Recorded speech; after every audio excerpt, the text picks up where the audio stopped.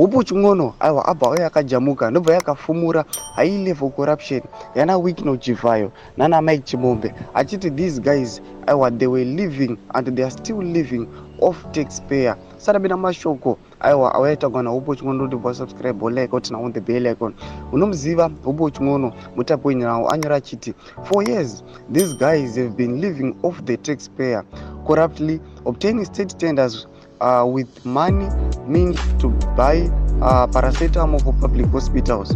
They bought sports cars and SUVs, built mansions, and blew thousands of US dollars in South Africa, nightclubs in Cape Town with babies. They are very old pensioners who worked for over 40 years and have been deprived of their pensions because of these ZANU-PF thieves. This car was bought with money meant for a good project for poor people in rural Zimbabwe. They planned on looting 87 million United States dollars through the good project. Yet the biggest hospital in Zimbabwe only has one maternity theater, resulting in 2.5 pregnant women dying every year.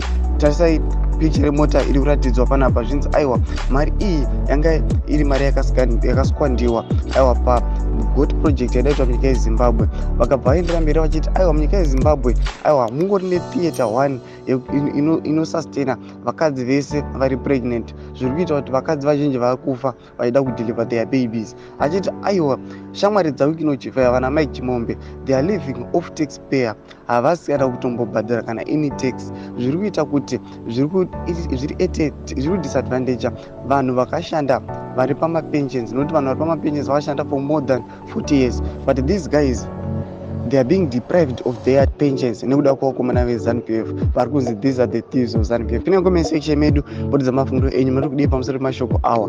Musangano subscribe, kulike, channel on the bell icon.